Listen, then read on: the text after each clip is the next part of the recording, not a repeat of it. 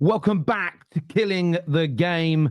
Like, subscribe, turn on that bell notification button as well. Really, really important to us that you do that. But sit yourselves down. Can't wait to go through some of your comments.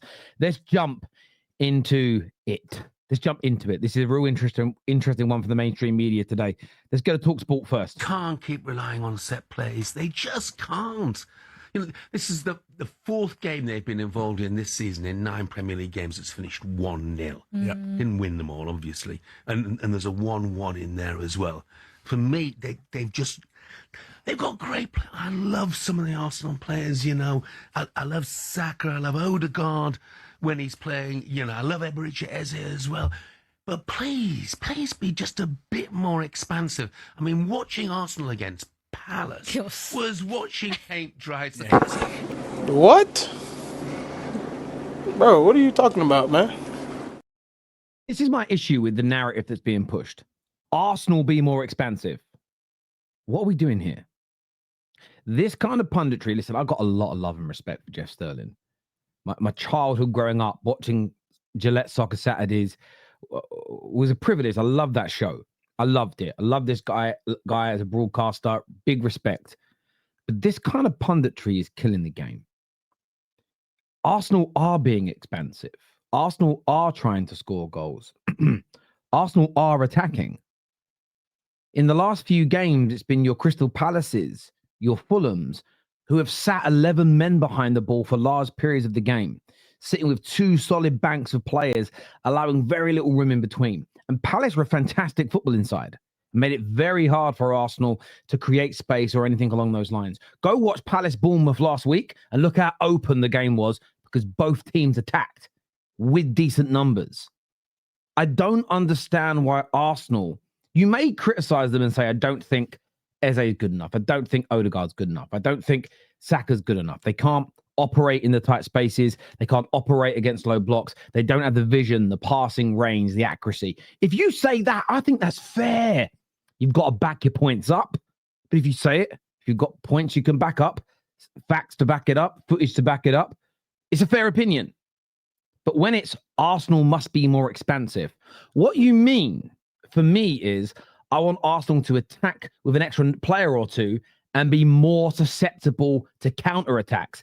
That's what's killing people here, is that teams are so scared of Arsenal and putting 11 men behind the ball, but Arsenal was so good defensively that when Palace did break with 1 or 2, sometimes 3 attackers, they're able to nullify it.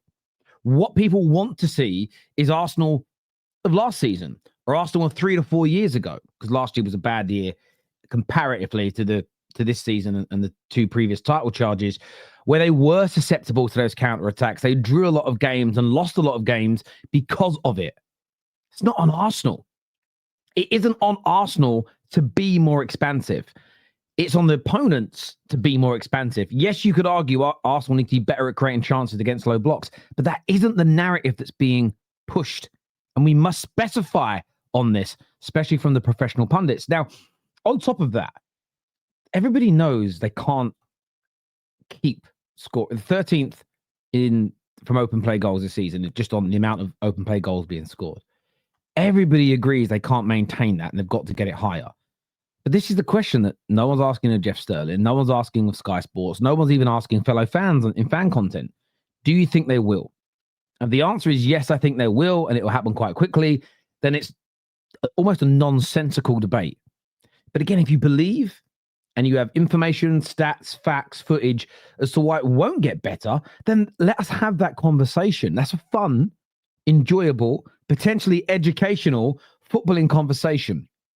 What we're hearing at the minute, I think, is just absolute waffle.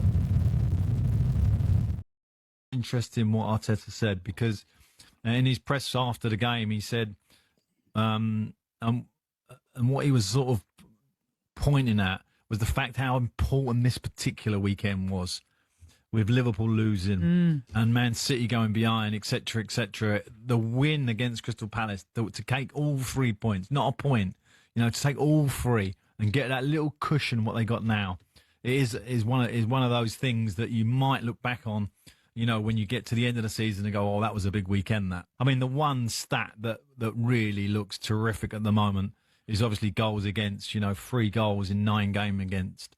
That's the sort of form that, remember when Chelsea won that season, that famous season when they conceded something like 19 goals. It was actually 15. But those 2 years, Chelsea went back to back. First time in the Premier League era, they did it. The only time in the Premier League era. I'm not sure if they did it in the in their earlier years. They have won 4 Premier Leagues. I think they've only got 6 league titles in total. So they might have done it back to back in that time. I haven't looked. Let me know in the comments. But aside from that, that was, in my opinion, Chelsea's greatest ever team. Those 2 years, I know they didn't win the Champions League, but I thought they were fantastic. 15 and 22 goals conceded each of those seasons, and they won the league very comfortably. I felt both times. I just felt like they were never going to lose it. Do you know they only scored 7? We'll say only. Still a decent amount of goals, but they scored 72 goals each season.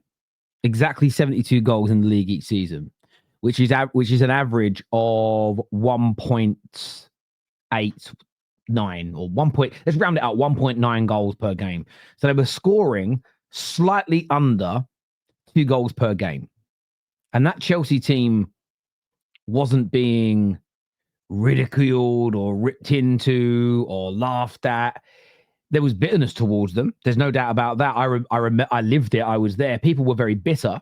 People were very angry towards how good they were. So they looked for all these reasons to attack them. But the media did nothing but praise Jose Mourinho's Chelsea, and rightfully so. Chelsea fans absolutely loved it.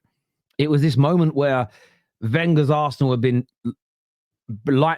sort of brightening up the Premier League for many, many years. Man United's Fergie's Man United, the best team in the land, had done trebles, playing, brilliant types of football, possession based. Again, we were quite a diverse team. Some weeks it was possession, some weeks it was counter attack. We had that great mixture, marauding wingers, beautiful football. Chelsea came along and did something very different. It was quite pragmatic, dogmatic at times, boring in some people's eyes at times because they were so hard to score against. But there were more than one way to skin a cat. But that Chelsea team then, for me, was one of the catalysts and one of the reasons that it was part of that decade of the greatest ever period in Premier League football. I think if you go from the late 90s, early 2000s, maybe more than that, 15-year period, so 98, around 98, right through to around 2012, 2013, that period was so amazing. And it was the emergence of Chelsea. And Chelsea did it in a different way to Arsenal, and Arsenal did it in a different way to Manchester United. And then you had Liverpool that was involved in it, and you had other teams that jumped in. And there's all these different ways of playing. And you'd go away to your Boltons of the world who would go long and then make it hard. It was amazing, that era of the Premier League. And I'm hearing people say, oh, how's it going to impact us in Europe? Listen, that period for us in Europe was amazing. Go and look how many times we had English teams in finals, English teams winning it, all English finals. It will be absolutely fine on that regard. I do like, by the way, this bit here from Alan Pardew. I think he's talking absolute sense. A lot of people are focused on the stat of open play goals for Arsenal. It's the only real negative. People are ignoring the fact they're tracking towards conceding only 14 goals this season. That's what they're tracking towards. They don't concede shots on goal. They don't concede much XG. They don't. 5 big chances conceded all season is astronomical. And if they can maintain that, they are winning the league. If they maintain that, they are winning the league. There is no doubt about it in my mind. It's not a problem when you're top of the league. There's no doubt about that. They are pretty special. And where the Premier League is right now. So this is Jamie Carragher talking set pieces. Is it a problem scoring so many set pieces? It's not when you're top of the league. It's interesting that his tune is starting to change. And I think I'm going to tell you later why I think it is. But let's listen. This season, it feels like we're going to be talking about set pieces a lot every weekend, a lot on Monday Night Football, and there is no team better in the league. So it's a prime to go on. Well, he says it there. A lot of teams are scoring from set pieces. They can't go. It's hard to make an agenda about Arsenal being embarrassing, route one, set piece, horrible, when loads of teams have become direct, more route one, scoring from set pieces, because you're not just alienating Arsenal and making everybody go at them. Even Spurs fans won't be able to join in because they're getting a lot of goals from set pieces and they're very good at them. Chelsea fans can't join in as an example. if Arsenal might be the best at it, but they're not like an outlier, it means you can't make as big of an agenda against it. And they got a lot of blowback after Monday Night Football when they were calling it all embarrassing. And because even Liverpool this week, when they won in Europe, scored from set pieces, they're really having to hold back. They're not wanting to do this, but they're being forced into it by the way most football teams are currently playing. Win the Premier League if that's where the league is going. I mentioned my own team in terms of Liverpool. They don't seem to be able to cope. This team has been built to cope in situations like this in terms of the back four, the height of the team, the power that they get. And for a long time, I've said Mikel Arteta is trying to win the Premier League like a Jose Mourinho team, or, as we saw in the stands today, a George Graham Arsenal team. Yeah. There's nothing wrong with that. So when Jamie Carragher says there's nothing wrong with it, I agree with him.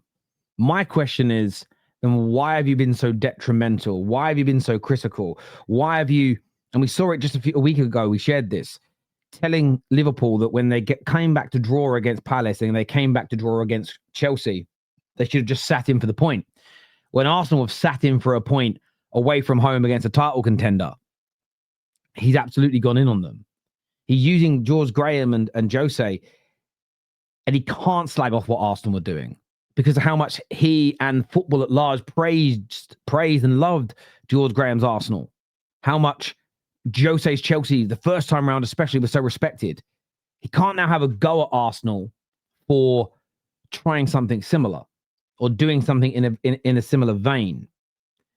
But he has done when he didn't think they were going to win the league. Now that they might win it, now it's like, oh, we've got to start a narrative now where we've got to praise it. And part of the reason for that is, the biggest reason for that is Sky, you might now start seeing them change their tune towards Arsenal. And it's weird that we've kind of seen it in the space of this week. And it's a good thing, by the way, that they tell the truth. I want them to tell the truth. But what they've now got to look at is, well, if lots of teams are playing set-piece football, and if Arsenal are the best at it and Arsenal are top of the league, they're going to be the poster boys of the Premier League. We have the rights. We've got to talk about them. We can't be telling our viewers it's boring and it's rubbish and it's crap and it's not how football should be played. It's okay to do that when Man City and Liverpool and Chelsea are playing a certain brand and they're maybe better than Arsenal and they're winning trophies above Arsenal. You can say what they're doing is wrong and nasty and embarrassing. You can't then do that if they become the best team, because essentially you're telling your viewers, well, they're the best team in England. They're going to win the league, but it's not the way football should be played. So why would anybody tune into all these big, important title charge games? It's harder to do. Maybe I'm going down a conspiracy theory route a bit here, but I'm really happy they're telling the truth. But I find it very interesting that it's gone from set pieces, long throws, set plays, embarrassing, to there's nothing wrong with it in the space of a week. What do you think's changed their tune? Why do you think Jamie Carragher's going back, sort of going back on his words somewhat? Why do you think Jamie Carragher is doing that? Why do you think he's backtracked on Arsenal here and set pieces at large? I'd love your views on it, people. Look, as ever, I want to thank you all so much for the great support you give the channel, the great support you give me. Please like, subscribe, share, that bell notification button. I cannot advocate enough for how important it is to have that turned on, so you know that when we go live. Until next time, take care, goodbye, God bless, and I'll see you all again soon. Peace.